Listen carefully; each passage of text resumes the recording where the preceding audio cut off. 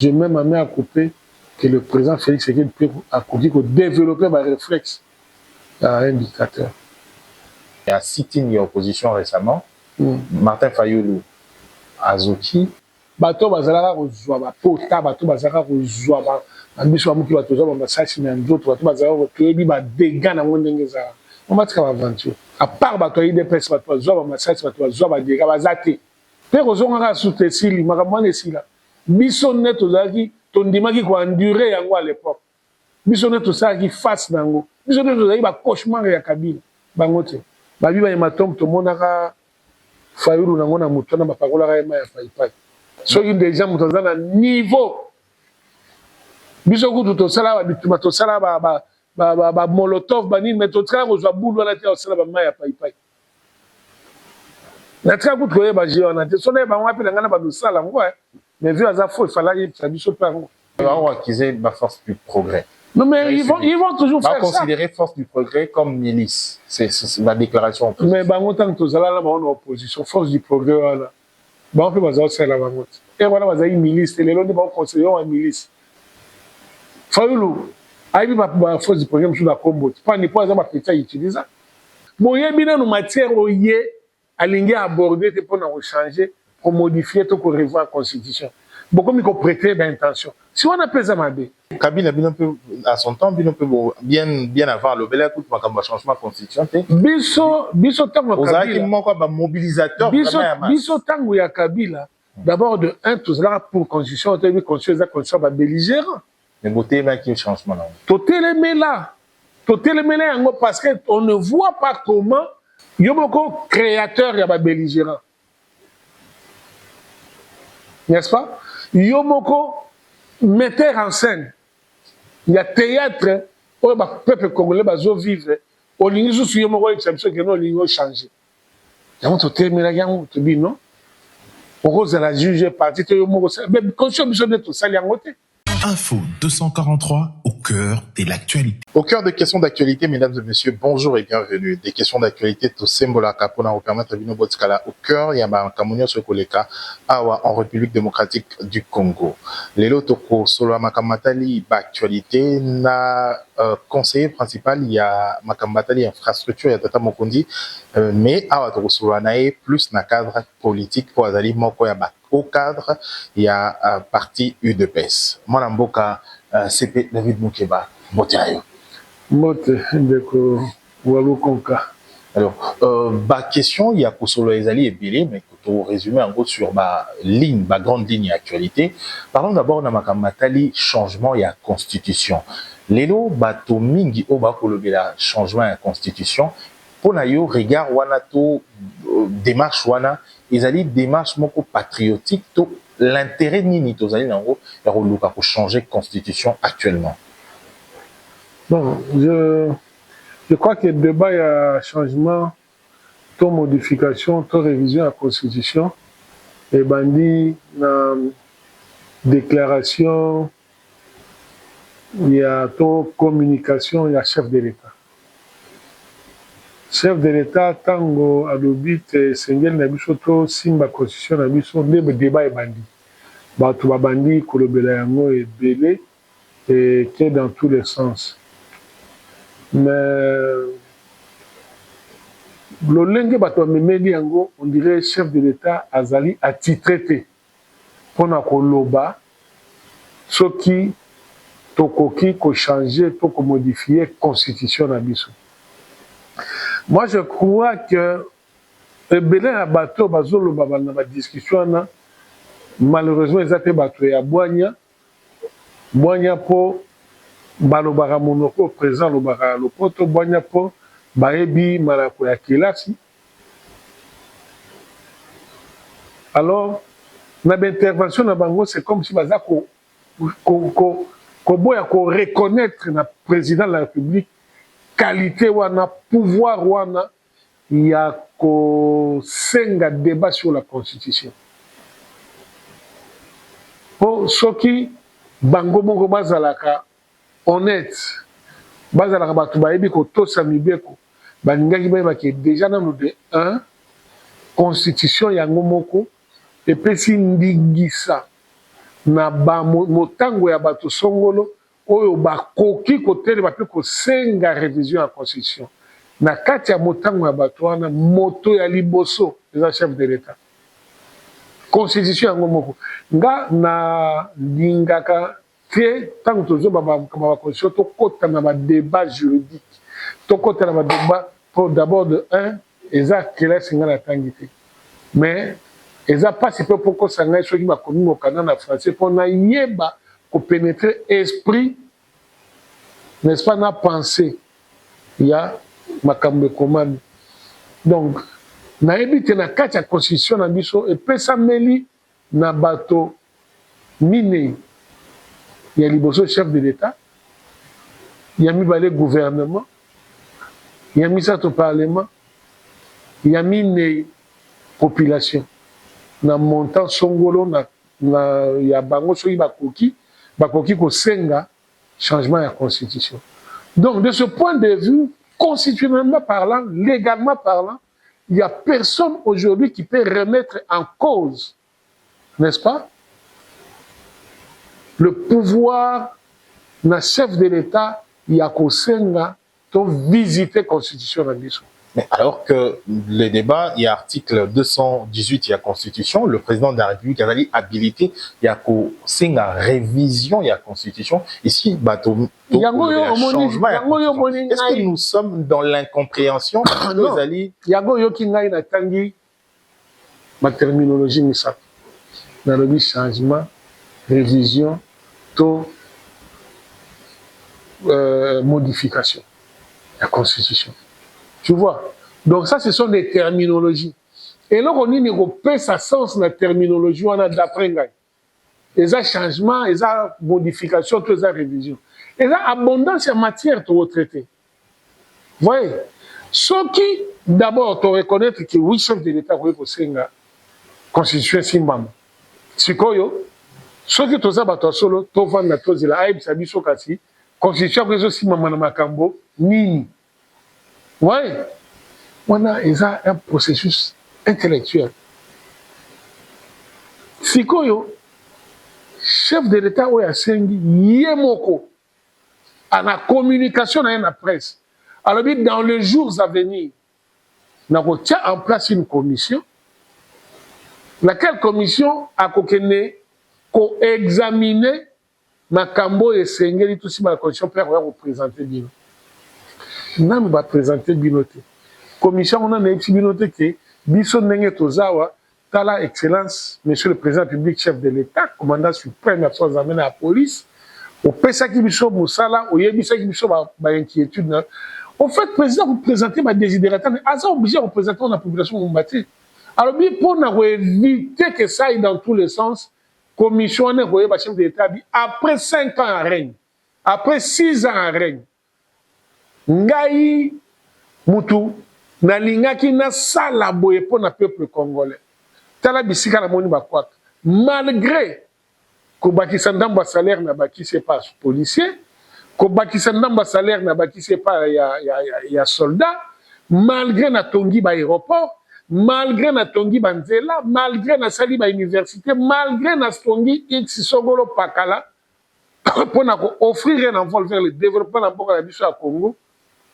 Nazalaki buté na mwamba makambu oyo esengi ke natia yango na mesa na bino bato ya mayele ya bwanya o butangi makambo ya constitution bokende bo réfléchir boyebisanga au regard ya makambo na yebisi. Est-ce que la constitution na kolanda discours na yo na oyo tata Mukundi a kolinga kobakisa to kolongola to ko changer dans le trois concepts évoqués tout à l'heure, est-ce que c'est dans le ponako pesa pouvoir to pona expérience naïe comme institution président de la République et fonctionner correctement dans les jours à venir pour na misusu bakoya, c'est-à-dire le futur ya Congo to ezali pona ko organiser le pouvoir to mode ya accession na pouvoir na makambo nyonso etangi constitution na mboka. En fait, constitution yango moko ezali eza arsenal ya mibeko, n'est-ce pas, na ya mikano oyo ezwami mpona ntina nini mpona kobongisa ezaleli to etamboli ya institution ya pouvoir organiser pouvoir pona elakisa biso eza tableau eza conducteur pona ezaleli pe efandeli ya citoyen, n'est-ce pas, na lolenge nini ya kobatela mboka nyonso eza consigné kuna. Chef de l'État a expérimenté ma pouvoir, on a cohabitation, rapport, collaboration entre les institutions, a examiné, a expérimenté le lenge nini ya ko sécuriser citoyen, ko fandisa citoyen otala na ba bitumba tozala na ba kabno tozala na aibi ba texte siko a moni siko praticabilité nango sur terrain. Ayebisi bino na kanisi ete esengeli na biso to tia mwa makanisi pour na ko changer, qu'on modifier, qu'on réviser la Constitution. Donc, de ce point de vue, moi, je ne vois pas comment ça peut pousser les gens. Il y a aucun déco qui est dans la balabala pour pousser la maquille de qui chef de l'État à l'objet de la Constitution. Encore faudra-t-il dire, le chef, lui, la Constitution lui reconnaît cet exercice, il a modifié. Mais il reconnaît que c'est exercice. Il y a un chef à ça, la haute conscience de reconnaître pour nous. Ce qui est allé puiser dans l'expérience, parce qu'il faudra retracer un peu l'histoire. Il y a Combo Ganabiso, le président de la République, dans mandat d'Aliboso, buté un problème avec un premier ministre, Ozaki Obedience, n'a été une crise où il fallait, ils allaient un peu similaire à où Lumumba connaîtra qui n'a pas à vous à son temps, où le président de la République a eu le vélo comme tout sur le vélo. Mais ici, l'opposition, tout, venge, monsieur, c'est un bailli politique, va penser que le président de la République a eu travailler pour s'éterniser dans le pouvoir. Mais ton message Mabé, c'est ça justement. Bizaleli, oh biso tozaki na ngota ba koko na biso, totika ngomanda musiko to message Mabé. Soki mutu afandi azokanisa bino bozokanisa bongo. Ye aipsa bino commission esala. Commission nande ko ya e ko pesa bino matière. Boye bino no matière oye alingi aborder te pour na changer, pour modifier to ko revoir la constitution.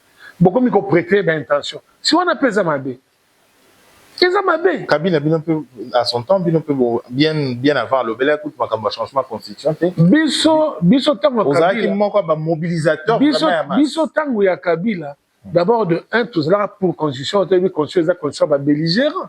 Mais beauté mais qui changement là. Totel là parce que on ne voit pas comment Yomoko créateur ya ba belligérant. N'est-ce pas? Yomoko metteur en scène. Il y a théâtre où le peuple congolais va vivre. Au lieu de Yomoko exception que non ligne changer. Yango to terminer yango to bi non. Oko la juger parti to Yomoko mais conscience de tout ça yango te. To vivre yango donc nous avons le devoir et l'obligation ya otanga yango pe ko ba que notre ko revisiter yango. Parce que bah ça là qui a yeba qui tina nini wasala yi constitution. Et tout quoi qu'on dit matin Yomoko okeli eloko na yo monstre na yo okeli yango après il s'absent que non ngo changer entre hôtel mais là yo no changer t'es biso de toi changer. Est-ce que lui non de changer donc les acquis sous les volonté tous les acquis vision et de ils ont déjà vision et pas la biso ça déjà vision. Quand nous étions Tshisekedi de heureuse mémoire. Il dit clairement que l'UDPS au pouvoir, la première des choses, nous allons changer la constitution. Donc, il n'y a pas d'ambition. Il y a créé un monstre, on comme ça, monstre. On comme c'est diable. Pour créer des monstres. Si on veut changer à comment je ne vois pas même comme c'est ça.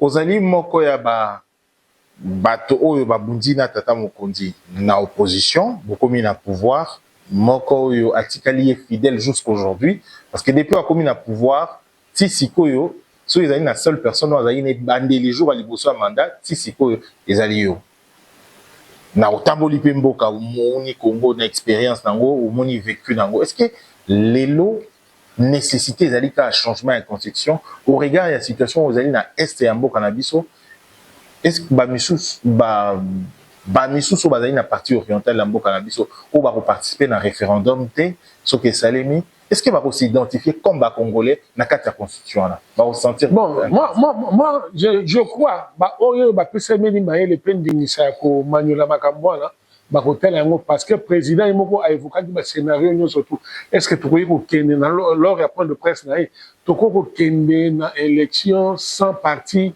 est alobaki soki parti est elongo te tokende élection te. Je crois aux âmes mopanzisango ezalaki wana mokolo chef de l'état azoloba yango. Ça veut dire que lokola papa aza na posa à reconquérir, n'est-ce pas, à reconstituer mboka na ye mobima ndenge ezali pa kotika na bote. Donc en passant toza kotémoigner attachement na biso, toza kotémoigner mawa na biso na bandeko na biso ya est me bake toza na bango elongo tozobunda mpo kimi ezonga kuna. Donc cela étant, les chefs, son combat eza combat ya unité ya RDC. Yango na ba mikolo elekaki il y a 1 année et demie, 2 ans, na développé qui moi pensé moko on a talé tamboli ya président Félix Tshisekedi qui n'a comprendre que non bitumba na eza bitumba ya rétablissement ya identité ya peuple congolais. Yango na paraphrase yango par une pensée na lobby Félix Tshisekedi la détermination de l'identité d'un peuple. L'identité de M. Kenda. En quoi est-ce que Azo Bunda sa identité il y a mboka na biso identité na biso pe Kenda. Identité ça ba valeur na biso c'est ça caractéristique na biso. Identité oyo ndenga identité ya identité personnelle. Comprenez? Donc il y a bozalisa mina biso lokola ba congolais so total ni boto moni ke ah oyo biso toza ba congolais.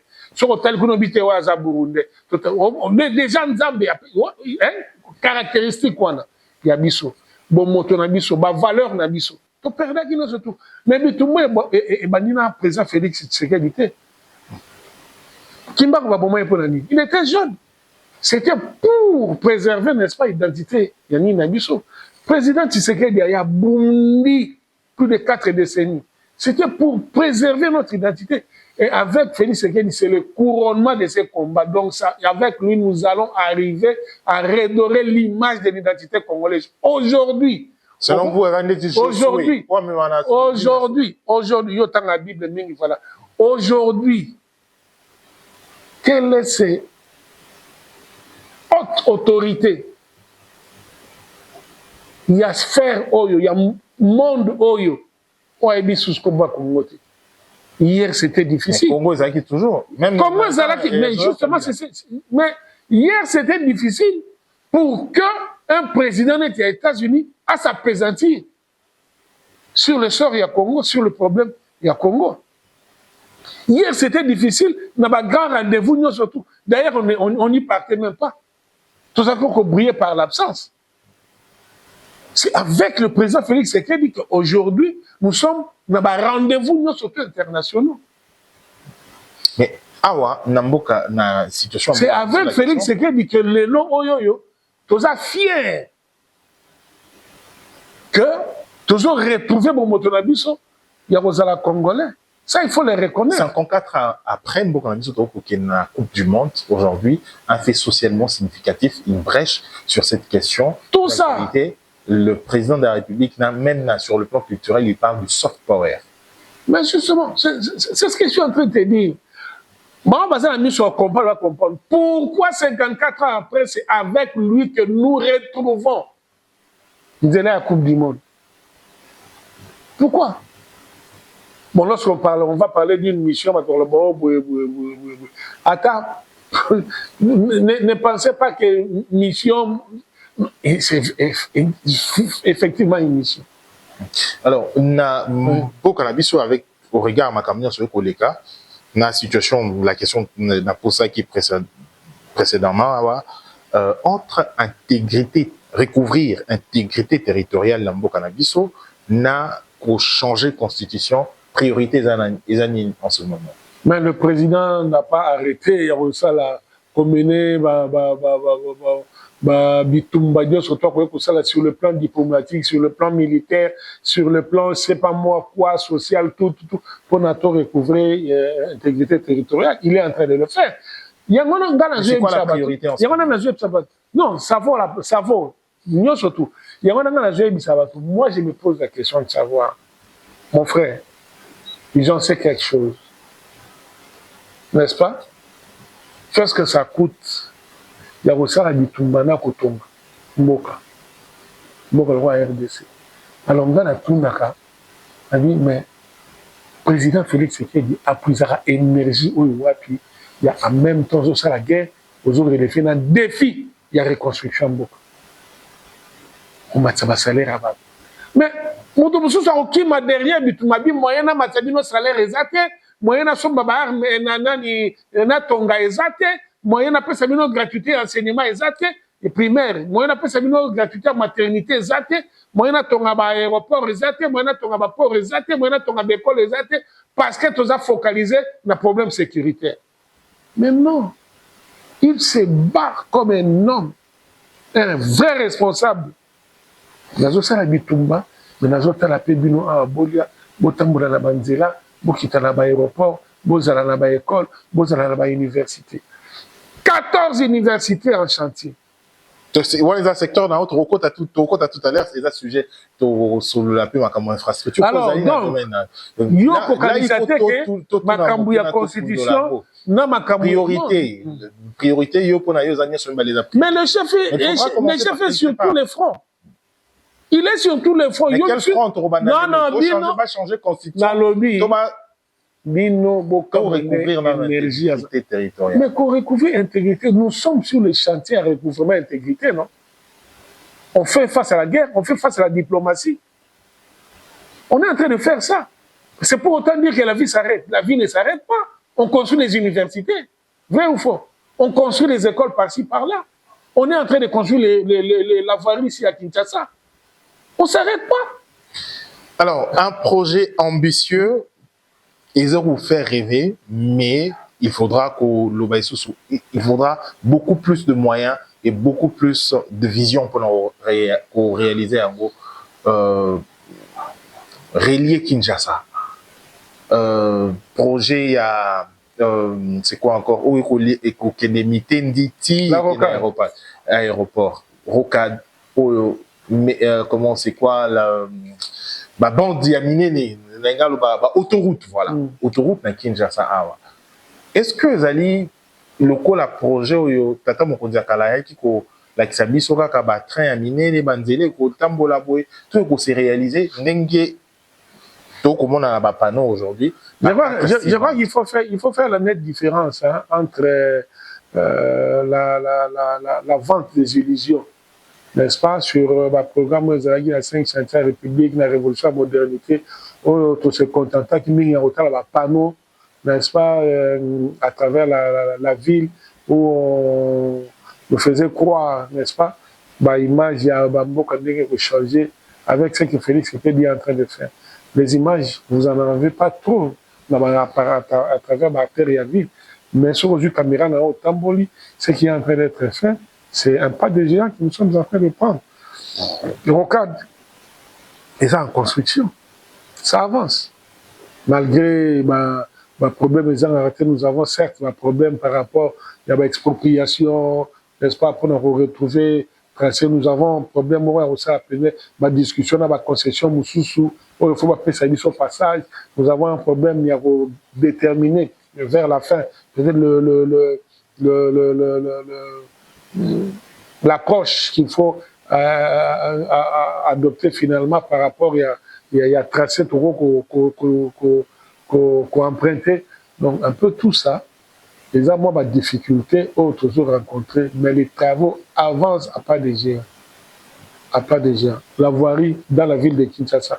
Aujourd'hui, s'il faudra qu'au Lobélaon, en termes, il y a kilomètres, aujourd'hui, Tata Mokondi, depuis à combien de kilomètres il y a Banzela, tout Banzela, et combien na Kinshasa, na Congo en général?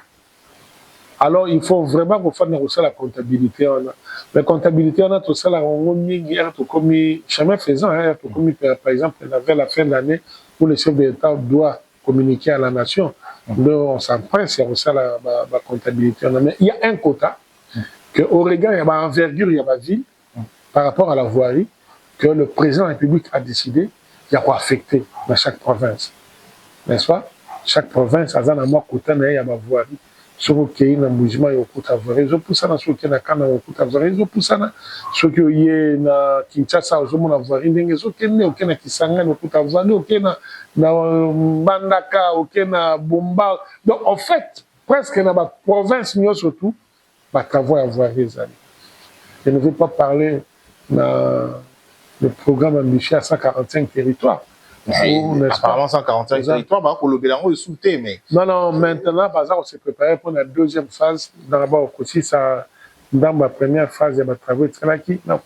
Quand la deuxième phase, où ils allaient beaucoup plus dans la route des desserts agricoles. N'est-ce pas, on va attaquer beaucoup plus. Donc, vous allez, dans les tout prochains jours, constater que relance, il y a travaux à 145 territoires au Salam. Vous avez à travers la République, l'aéroport où ils ont réhabilité, monsieur, ça construit, n'est-ce pas? Donc, il revêtit, c'est quand l'aéroport à Mbujima, l'aéroport à Kisangani est déjà livré, l'aéroport à Kolezi est en train d'être livré, Lubumbashi va travaux, l'aéroport à Boune est déjà livré, il y a des petites corrections qui sont en train d'être menées. Donc, par-ci, par-là, il y a des travaux. L'aéroport en Bandaka balisé. Donc, voilà. Donc, il y a des travaux qui sont en train d'être exécutés dans le moment où parce que dans la route nationale, au coup de la route nationale numéro 1, tronçon nango yakobanda banane na ni boma oye na mwanda oye na matadi oye Kinshasa okei opusi ti chikapa bachamba kananga mouchwa. Il y a des travaux de moteurs ronfles. Ok, Nandela, Kanama Moujoukouta, les travaux, ils ont des moteurs, ils ont ça là. On a RN2, qui n'est pas Bukav, Nzela, on a déjà, c'est les autres ça là. Sur ok, de l'autre côté, on a RN4, pour que les travaux, ils allaient. Ok, il y a, mais il faut m'appeler, Nzela, toujours ça là, pour nous, ok, médecine à port, il y a, Banane. Non, Angola. N'est-ce pas? Avec les Américains. Donc, ça veut dire qu'il y a un mouvement qui est en train d'être fait avec la volonté et la vision de ce monsieur le président public. Je vous dis que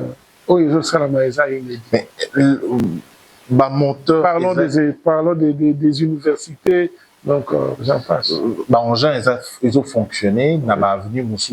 Par exemple, certaines grandes avenues, na Kinshasa, par exemple, na commune de Tiangiringiri, des avenues, ça, la avenue à Sikao existe quitté. Mais le problème, il y a un entretien à Banzela qui pose problème aujourd'hui. Certaines avenues, Basali, Misusuko, Basi, sinon nous n'y sauté, mais économique au Beba, au Basti Basalaki. Pourquoi est-ce que l'entretien est colandélaté, ceux qui ont parlé, ceux qui les allaient entretenir, ça ne servira plus à rien? Non, mais la construction, c'est un programme, l'entretien aussi, c'est un autre programme. Hein, la maintenance, c'est un autre programme. Je crois qu'avant de la maintenance, il faut aussi les sanang surtout. Ceux qui les travaux quelque part et baby, c'est encore la charge des entrepreneurs ou hasard autour parce que là, nous avons une réception définitive. Donc, c'est à la fin, ce moment où si transforme mobilement, on pourra maintenant commencer à poser problème. Est-ce que maintenant, c'est à côté? Mais tout est calibré, tout est étudié. Maintenant, c'est aux engager après d'avoir terminé le chantier et livré, n'est-ce pas, le chantier, la version finale. Dernière question, ils allaient sujet autour en terme d'édition de la mission Lelo. Ils allaient sujet moko bateau pas causer la tango to yambi yo boye bato bamoni yo balobi oyo kolekate bien sûr aussi ces missions yo et vous allez moi les bakou bateau aborder en côté l'opposition aujourd'hui est ko présenter Tata Mokonzi le kola moko ya moto or ça là ba habitude au bino botele melaki donc on rappeler que vous avez plusieurs fois arrêté lors il y a ba régime o eleki pona ko bunda bongo pona état de droit. Aujourd'hui, on va reprocher Tata Mokonzi qu'on utilise la même méthode dictatoriale au ancien président Wassalaki va exploiter. Caser, répression, restreindre les militants, les manifestants. Je crois que Bandeko, vous allez en retrait dans l'intimité, que si on a une personne qui a assimilé en matière de démocratie, dans l'école de Tshisekedi, il a fait des Tshisekedi. Voyez bien, jamais je mets ma main à couper que le président Félix Tshisekedi peut développer un réflexe à un dictateur. Jamais. Mais là, il y a marche, au Boni, ou à marche, il y a sitting, il y a opposition récemment. Martin Fayoulou, Azoki, Délice et Sanga. Des gens qui vit bien, vit très bien alors. Au moins, il y a un tout, ma leader de l'opposition, blessé, ma misusu, ma parti, na bango zaki, attaqué. Avec tout le respect que nous devons avoir, on a mis sous Otika Lokuta. Tout le monde a mis Otika Lokuta. Bon, on va solo. Écoutez, Zaini. Il y a une petite on va comprendre. Mais là, la population aussi vous regarde. Il y a un azolo, Otika Lokuta. C'est une glace. Tout le monde sait la main, tout le monde a mis une école primaire. Pour bon, on a maquillé. Pour nous, allez victimisation. Bien sûr. Bien sûr. Victimisation avec des dégâts au niveau de la bien sûr, bien sûr. Bato bazalaka kozwa ba pota, bato bazalaka kozwa ba biso ba muki bato zo ba sachi na ndoto, bato bazalaka koyebi ba dégâts na ndenge za. On va tika aventure. À part bato yi des personnes bato zo ba sachi bato zo ba dégâts bazate. Bazate. Pe kozonga ka soute sili makambo na sila. Biso neto zaki tondimaki ko endurer yango à l'époque. Biso neto saki face nango. Biso neto zaki ba cauchemar ya Kabila. Bango te. Hier, la police, il y a Kabila et Koboma, il y a Mobutu, DSP et toutes les unités à Mobutu, Bazaki, à Kalaba, Koboma. Aujourd'hui, tant que la police et que ça, bon, que bêta bateau, que Zoki Sabango, pour certains aussi. Oui, bango, surtout des bazars. Pour le bâtiment, c'est quel imouta pour ça? Na lobby, il y a des bango des bazars. Kende soko okuta tamo azara pota. Bino balangi komi ko se délier. Babi ba matom to monaka Fayoulou na mutona bapakola ka ema ya paipai. Naza na soda na nga mo garde na nga tinga bi mokonzi. Biso pe tozaki so tongi to kima po ba mema na bitumba te. Okozima ya paipai wana pakoli na ba partie intime et comme le rôle na babenga ngo nini ngondo na lingala tala ya ngwana commandant talika babi non oyo mo yokenezaki. Le soir zonga la liga après les hommes normal. Bon. Soki des gens mutoza na niveau. Biso kutu to sala ba bituma to sala ba molotov ba nini meto tsala ko zwa bulu na te o sala ba maya paipai. Na tsaka kutu ko ba jio na te sona ba ngwapi ngana ba do sala ngwa mais vu aza faux il fallait que biso pango à l'époque. Mais donc ça soki mutoza déjà na niveau. Il y a lever option. Il y a un responsable de il y a aussi les lois à qu'est-ce qu'il n'est pas capable de faire? Certains ils vont recourir à des armes létales, à des gaz lacrymogènes, au sein de zoki, à pota, bazali. Mais de toute façon, ce qu'il faut un regard sur le droit. Non, de toute façon, ce qu'il faut toyeba. Ils ont un qui a poto. Ils ont les États-Unis. Ils ont la wapi. Lorsqu'on réprime la manifestation civile. Hein? On peut toujours déplorer, moi, pota, moi, nini. Ils ont raté. Mais à l'échelle, il y a dérive, il y a droit de l'homme. À l'échelle, il y a dérive, nini. On n'a pas dénombré de morts là-bas. Il y a une mort d'homme. Non. Mais.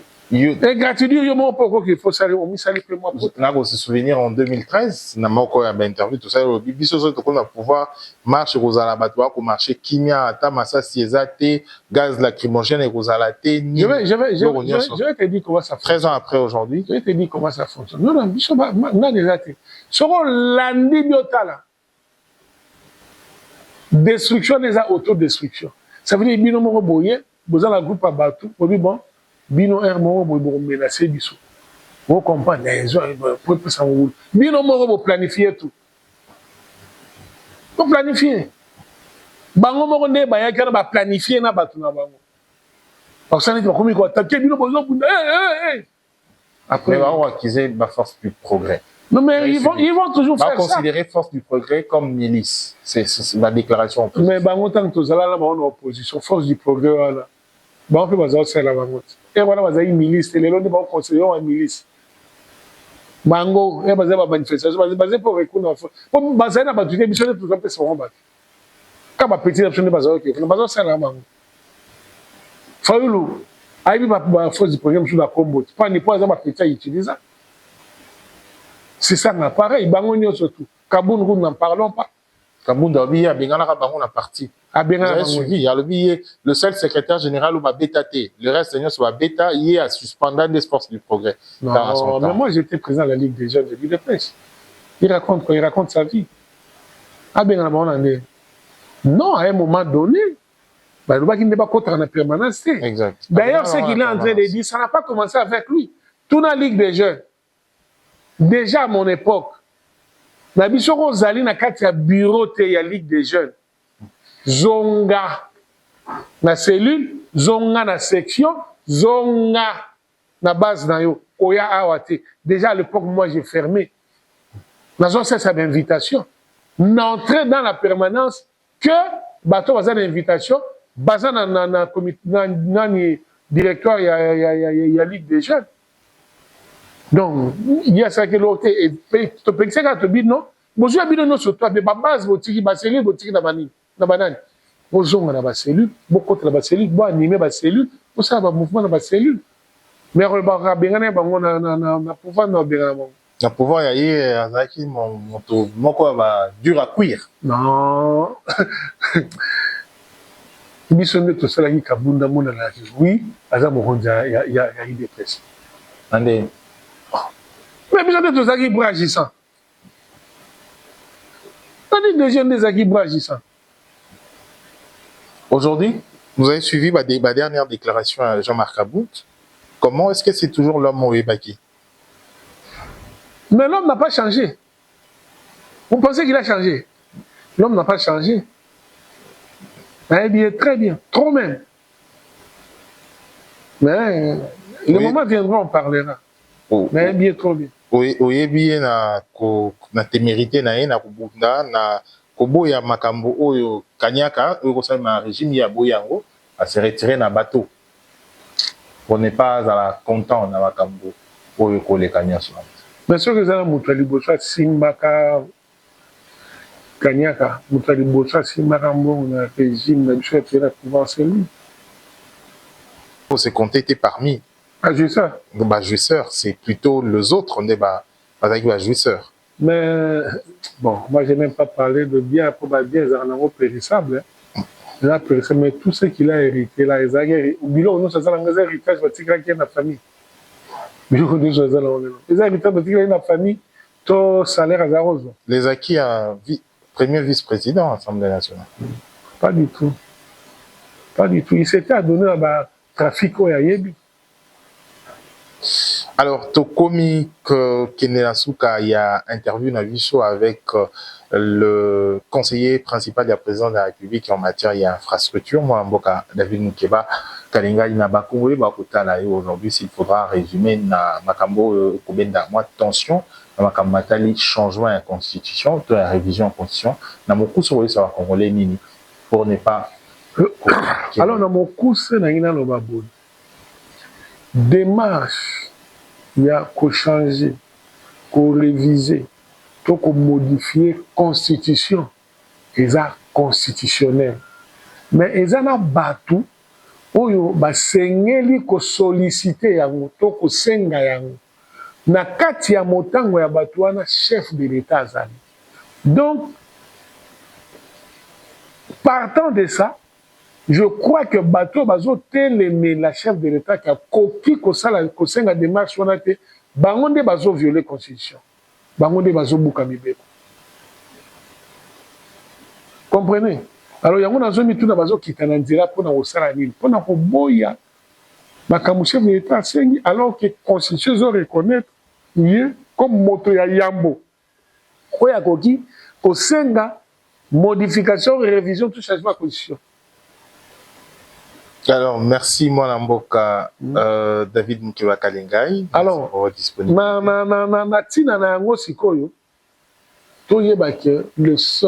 la seule personne où il y a yebi, le lenge, place to outil, place to commis, place to zo, qui est l'endenge zalaki, et la chef de l'État. Il y a sali makambo, pas congolais, et la chef de l'État. Même, na notion de perfectibilité en nature humaine. Vous voulez interdire à un chef d'État, il y a à réfléchir comment améliorer lobby ya peuple naye atika mboka na trace ya bien même ono ya koloba ke no to perfectionner loko toza nango bon intervenir mais non je crois que c'est mal parti.